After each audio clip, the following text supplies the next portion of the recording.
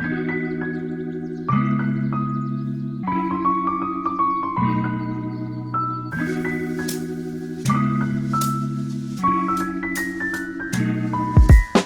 this episode of Skin Deep, I am in conversation with Sarah Sham about the beauty of empowerment, of confidence, of feeling good in your body, and of paying it forward. In a world of filters, Sarah Sham stands out for being exactly who she is, always, as one of the country's top interior designers, as a mother, a wife, a woman who walks the talk. If you follow her on social media, you do think of her as a dear friend, an honest, authentic one, who shares generously, is not afraid to be vulnerable. She never gatekeeps. And when I met her for the first time to record this episode, Sarah was exactly how I imagined her to be. Warm, articulate, and an absolute joy to speak to. Here is Sarah Sham.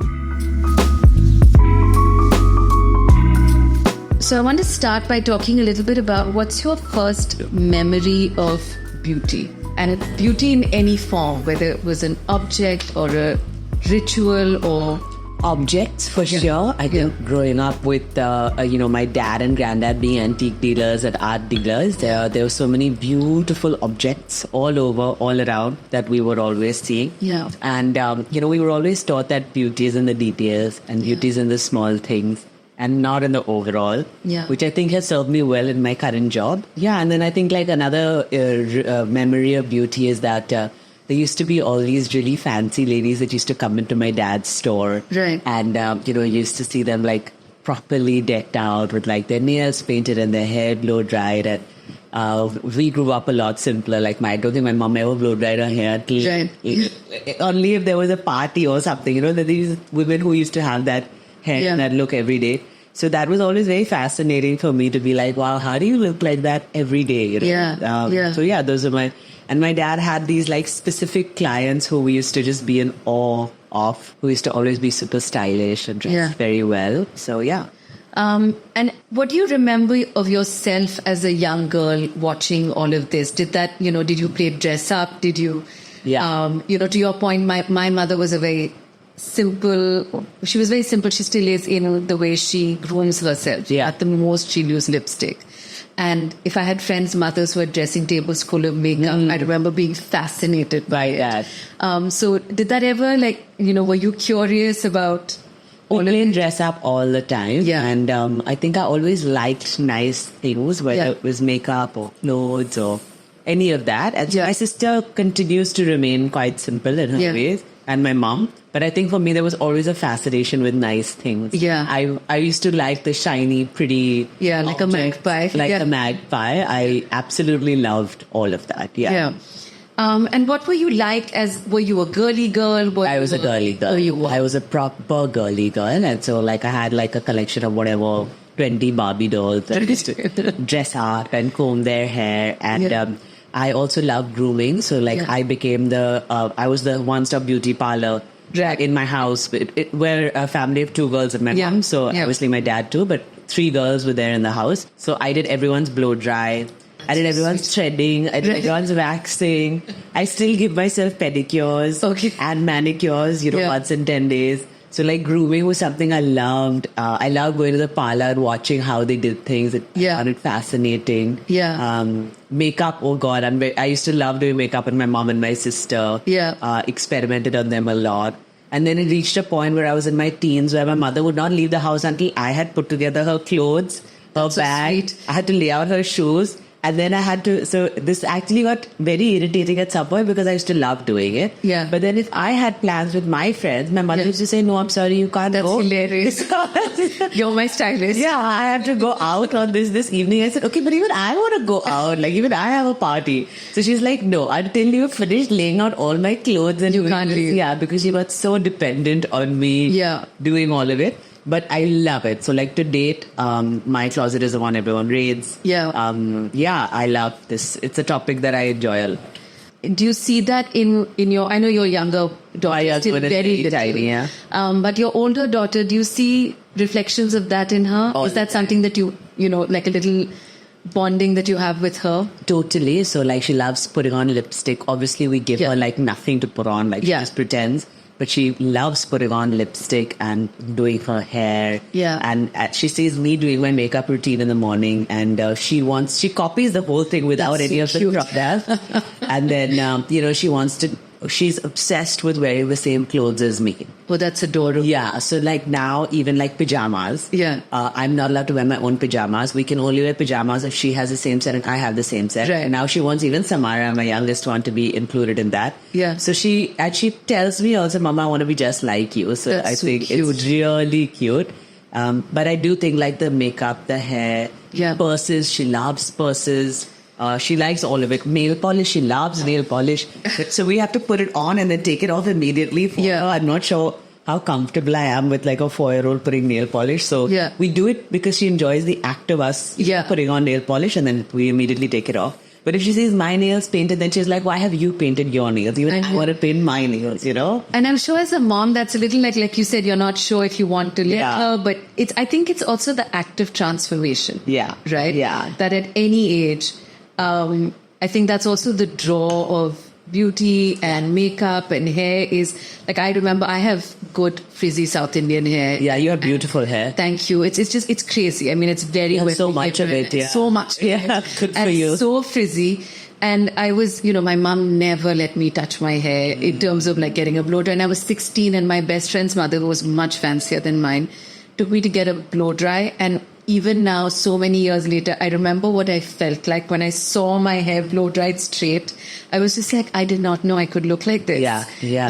Because I was so used to a mop of messy curls. We take her to the parlor when I'm getting a haircut or whatever it is. Yeah. And she loves getting her hair washed and then back washed. Yeah. Oh my God. The whole time she's just like laughing and laughing and laughing because she can't believe that. The fun of it. The fun of being in the parlor. Yeah.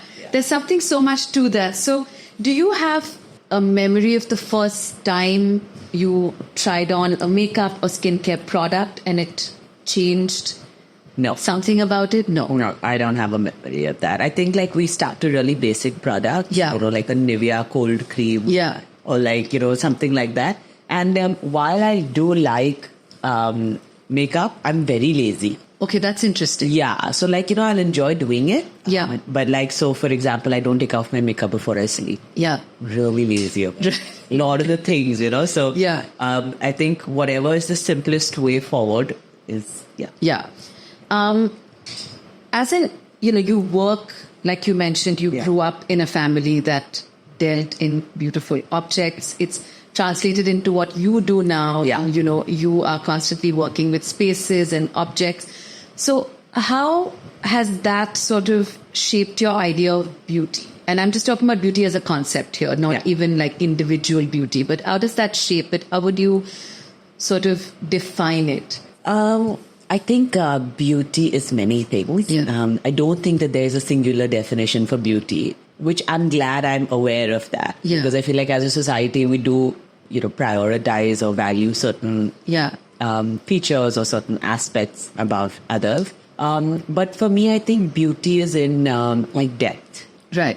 Something that has more meaning or more layers is beautiful. Yeah. That's what it is for me, whether it's a human being, piece, or a space. Like something that's shallow to me is not. Yeah. You may physically look good, whether you're an object or a human, but that depth is lacking. Yeah. So I feel like even some of the things I'm most attracted to, the people I'm most attracted to, when I see, colors of their personality come out, and I'm attracted. Yeah. What do you look for, when you're sort of, whether you're looking at a space that perhaps you've been asked to work on, or, anything that you're looking to purchase for yourself or for a project, or it kind of builds on the last question. Like, is there something that draws you immediately? Is it the storytelling? It is like if I feel like there's a connection, like I feel that human connection, then I'm sold. Right. So like art, I obsessively buy art. Right. But I cannot buy things. It's like a beautiful landscape painting. It doesn't connect with me. Okay? Right. So for many, that may be the version of what a beautiful painting is. But for me, that's rubbish. Okay. It's like there's nothing. There's no depth to it. Yeah. So if like, I bought a painting some time ago from an artist based out of Goa. She's a Pakistani girl and she lost her father in the pandemic, unfortunately. And because of the pandemic, she couldn't fly to Pakistan to be with him. Right. So she was really mourning and crying and crying and crying. And so he had his favorite poet, which was like an Urdu poet. Yeah. So she made a painting, since she's an artist, that's her mode. She made a painting in Urdu, and then all the words were basically crying, which is all her tears. Oh, that's incredible. Yeah, so it's like a very deeply sad piece. Yeah. I instantly bought it. Because to me that's beautiful that someone has spent that emotion and time, and now I get a piece of that emotion, of a real emotion that someone was feeling, So we look for that even in our spaces. Like if someone has something that's broken, the first answer is not how do we fix it? It's like, is it nice as is? Right.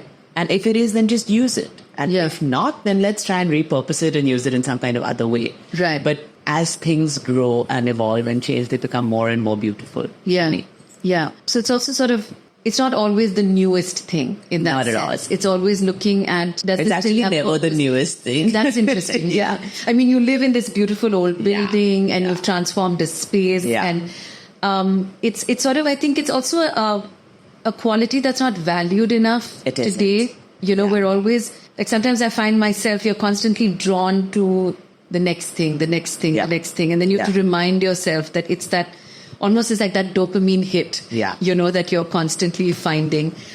Is this something that over the years with your work, is that a lens that's developed, or do you find that it was something that was even at the heart of it as you started out? It was always there. So when I was growing up, I was born in 1987. Through the 90s, I saw, and we used to go every day after school to my dad's store, by the way. That was something that was like a routine for us. We used to go all the time. So we saw clients who were moving away from things that were old to things that were new. Right. And so it was very difficult to explain to them, okay, this is like a Baccarat chandelier that's 300 years old, and then you have one that's the replica that looks exactly like that at a quarter of the price, And people from newer generations are not understanding the value in things that have that character, that depth. And so that's something that was very bred into us, that you have to look for something more. Yeah. And we saw it's very sad to see so many people who don't value and who don't see the beauty in things that have been there for a long time. Yeah. Or even if you look at human beings, there's so much to be appreciative of for even someone that's just stood by you for so many years. It's not that, a new CEO is going to change or transform your business. Yeah. It's more about investing in who's already there. Right. Working with what you've already got versus new. Yeah. So that's it. That's something I apply to everything in my life. Like, if it's broke, work with it. Don't discard it. Don't throw it. Yeah. And how does that sort of, shifting to, more literal definition of skincare or hair or fashion, how has that kind of influenced how you see all of these? Do you kind of, and I'm sure it's been a journey along the way, because it always is. Skincare, I am very poor. Right. I try my best. But you have lovely, healthy skin. Thank you. I used to have very bad skin. Thankfully, popping out these two children did some good to my skin. Hair, I've gone through various phases of having and not having hair, because my hair is very thin.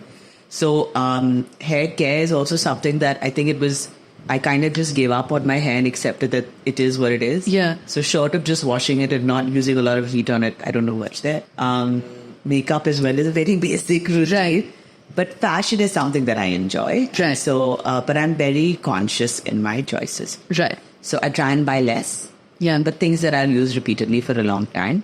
And, like I mentioned, I have a mom and a sister who are literally waiting with bated breath till my clothes quit to them. So we have like a whole cycle worked out. So you also know that it's being reused and reloved immediately. Immediately. Yeah. So we actually have a whole chain that's set up. So I am a minimalist. Okay, I have a very small wardrobe. And the point is that I only keep things that currently fit me and that I'll wear. And then the things that don't, some because I'm in between sizes will be in storage, but the rest of it is all then redistributed. Yeah. And the goal is not to keep buying more, redistributing it. Yeah, I was just going to say, because that's that convenient. Yeah. No, the goal is to kind of, buy less. Yeah. But also to keep even less, so that you're conscious about all of that.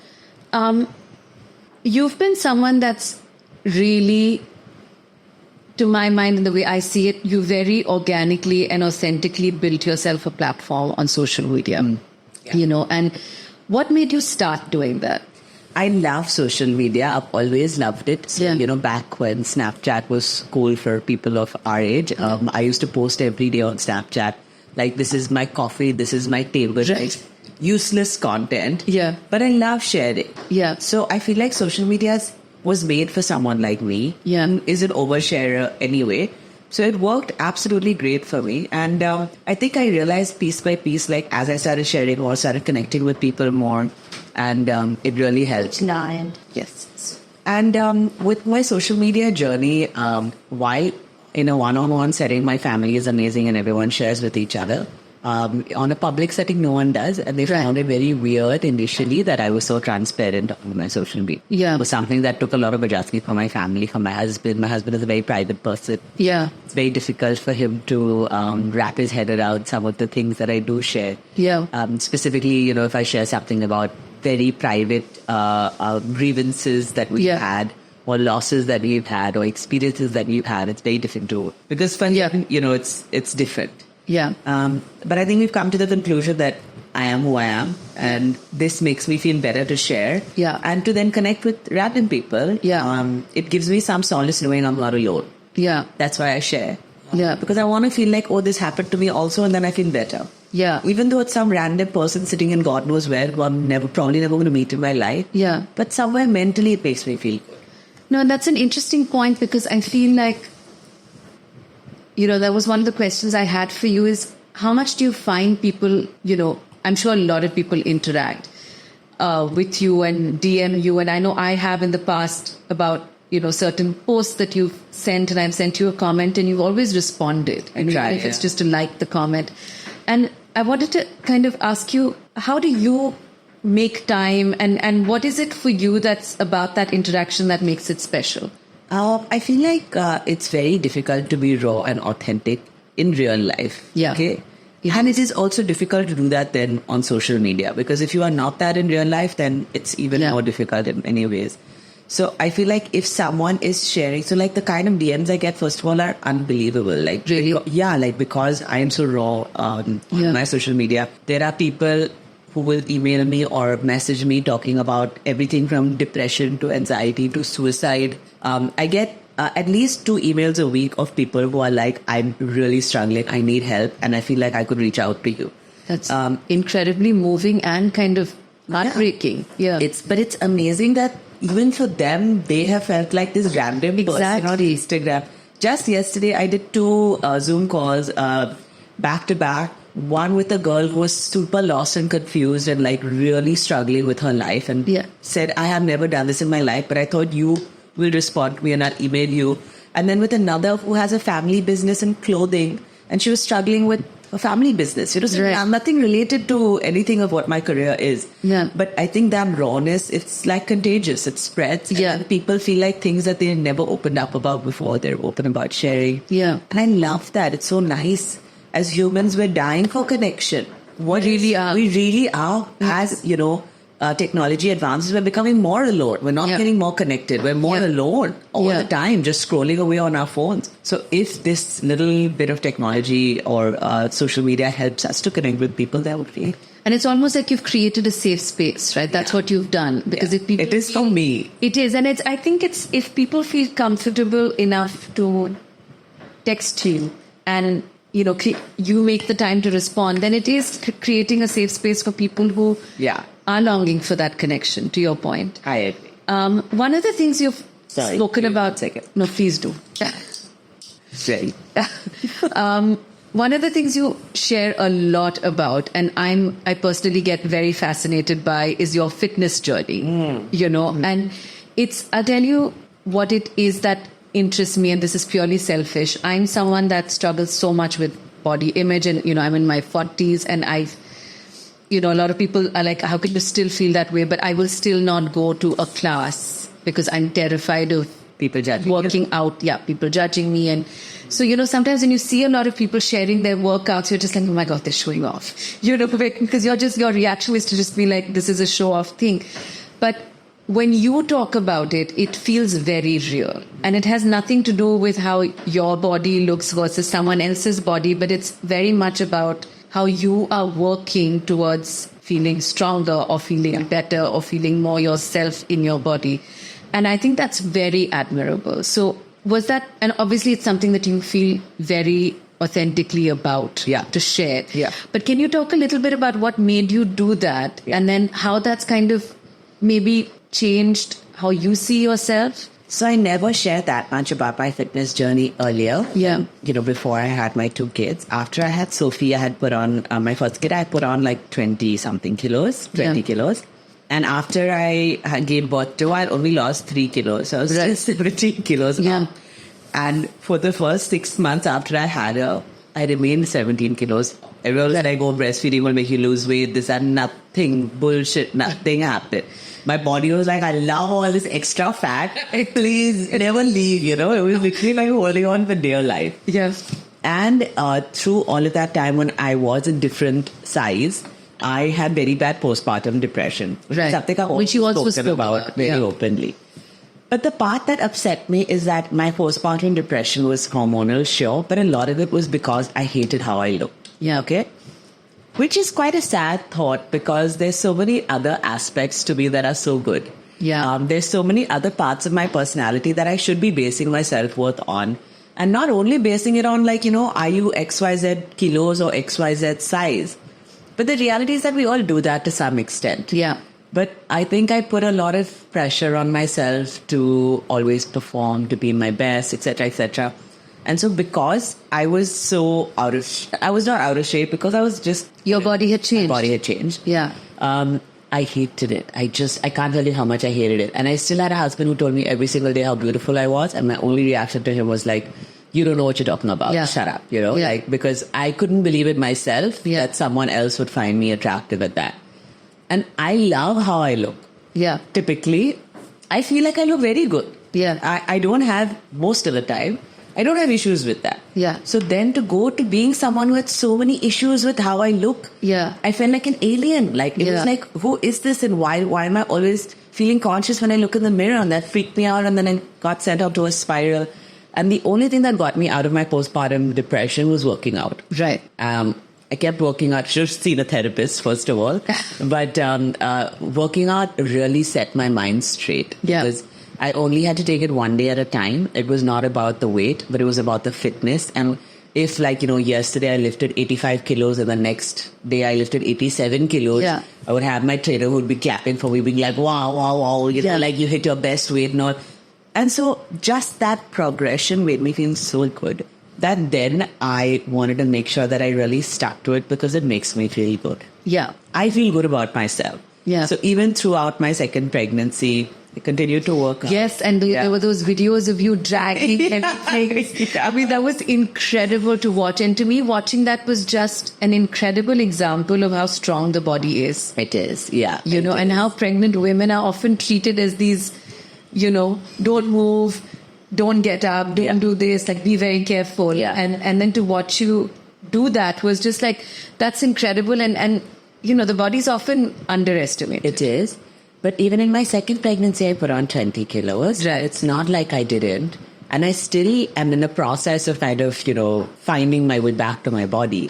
But because I continued to work out, and it is very much my religion, it's kept me really sane. So that's why sharing my fitness journey, it's mostly for me, just to keep myself accountable so that I keep at it. And, I love it. I really love it. And I love that people associate me with fitness, or that's something that comes to a lot of people's minds that makes me feel very happy because it's something I really love and feel so passionately about. Yeah.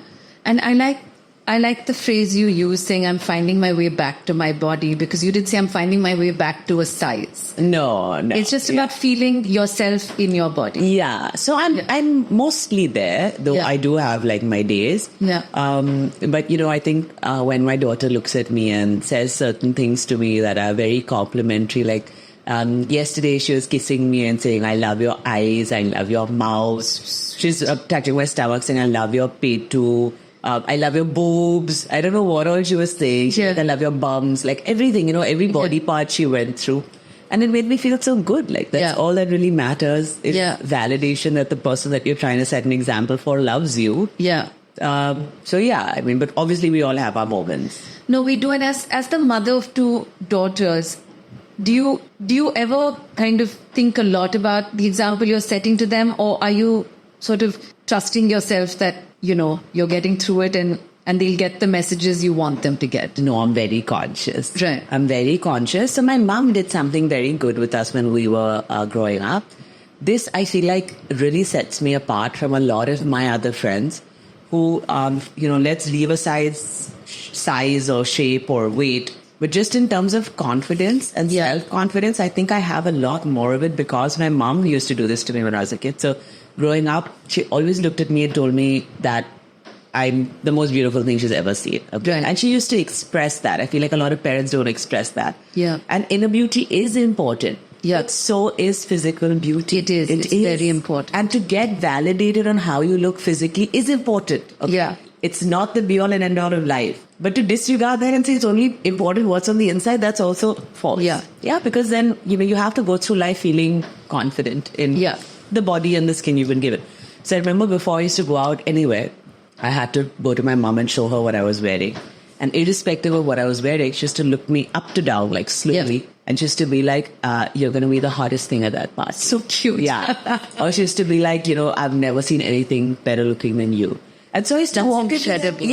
So I used to walk into that party, whether I was or wasn't doesn't matter anymore. No. I'm like, I'm the hottest chick in the whole world, So I went through a lot of life with that confidence. Yeah. And so there's a lot of self-love, which exists also, through the moments of doubt. And so I'm very conscious of wanting to pass that on to both my girls. Right. Because I feel like that's something, like to date in my job, I feel like I can do anything. I'm the best at everything. Whether I am or not, I guess we will have to figure that part out later. But I feel like I'm the best at everything because that innate confidence was given to me. And that's so important, right? Especially, I think, as women. Yeah. Because the world is not always there to help you. The world is not always there to help you. And you have to help yourself. Yeah. And I think that's sort of there's so much talk about manifestation and visualizing and all of that, but it all starts with the inner belief that you can do something. Yeah, you have to truly have that deep confidence that it is going to happen to me. Not I want it, it has already happened, Yeah. And I think I do lots of manifestation, and for me it's so, the success rate is so good because whatever I do, it's with the deep belief that it's happened. Yeah. It's already there. That you deserve it. And no one but me, I'm the most deserving person. And that's incredible, right? Because that's sort of where it all starts. Yeah. Because if you are coming from a sense of lack or a sense of longing more than confidence, it doesn't always translate. Yeah. It doesn't. Do you have sort of, do you feel that there are parts of beauty and appearance that you do less for yourself and more for the world? Or is it mostly just how you want to feel? No, I'm also very conscious of filling my own cup. Yeah. So I'm not interested in pleasing other people, apart from my kids, who I would definitely, I would like to please them. But I want to please myself. Yeah. I'm most interested in myself, making myself happy, because then I'm a better person to everybody. I don't want to be this Mother Teresa martyr trying to run around doing things for other people. Yeah. And where do you sort of make time for yourself? You're a busy person. Yeah. And what is your form of self-care or indulging yourself, or what does that look like to you? Working out. Yeah? Yeah. I think that's the only hour of my day where someone's not asking me a question or needing something from me. It's not like, mirchi powder khatam ho gaya didi, aaj ghar mein kya pakana hai, or like, a client saying, where is this drawing, why haven't you submitted this, or no one is asking me anything. I get that hour where it's just me and my trainer focusing on a certain task at hand. And that doesn't happen to me at any other time in the day. Yeah, I'm always on call. I feel like that part I still struggle with a bit, because I feel like I'm always on call. Like the second I'm done gym, then it's just like, where's this? Where's that? Have you done Always this? answering questions and being accountable. Broken. The toaster has gotten burnt again. Like, it's, oh my God, it's non-stop. Yeah. Gym. I go there, I get silence. I'm very happy there. Yeah. I take my kids also a long way to the gym. Yeah. I literally dump them there. They're doing their own things. I bring one nanny along. They're very happy there. Yeah. And I get to do my workout. No questions.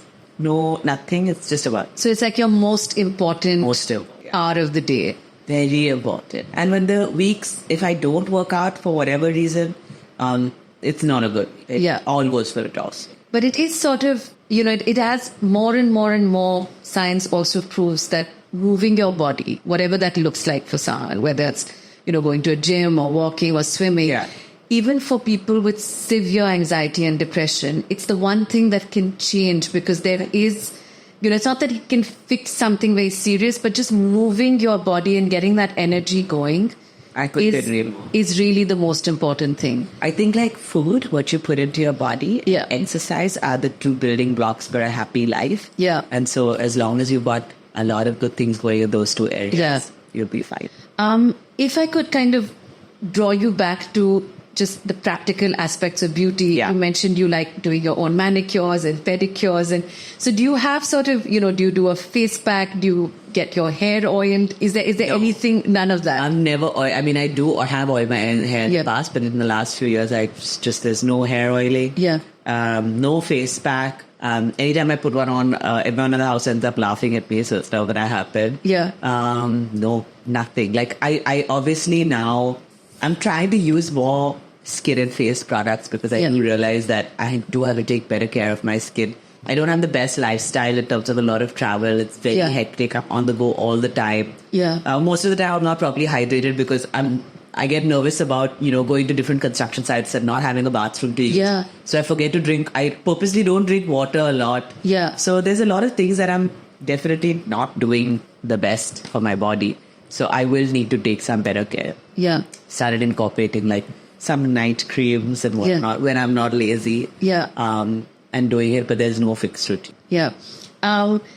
Over the years, how do you think your definition of beauty has changed, both inner and outer? How would you kind of, say that it has shifted, or, you've learned or you've corrected something for yourself? I think that earlier it was a lot about my physical appearance. Specifically in my 20s, it was a lot about my physical appearance and, how men viewed me, essentially. Now, since I have absolutely zero interest in how men view me, women are the one who typically are the ones who pay me any compliments, if at all. I think it's now just about how happy are you with yourself. And that's a very nice way to see it. And if I'm unhappy with myself, then I feel like that radiates through my personality. And when I'm feeling really good about myself, and I feel like some of my best friends as well, when they're in that headspace and they're feeling like so good about themselves, just shines through. There's something about that makes them feel beautiful or attractive. So that's what I think like self-care in whatever way you do it, whether it's going to the gym or maybe having a good like routine, with your skincare and your hair care. I think some of that helps. And when do you feel you're most beautiful? I think when I'm with both my girls. That's very sweet.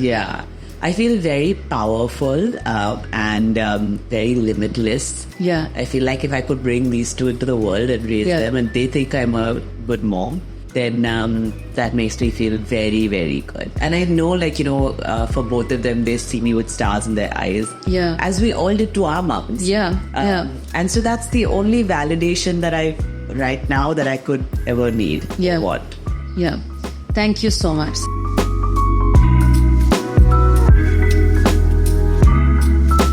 Thank you for listening to this episode of Skin Deep. I hope you enjoyed it. If this conversation resonated with you, follow along on Spotify, come visit us on Instagram at Aecsh Live, and stay in touch. We appreciate you. Take care.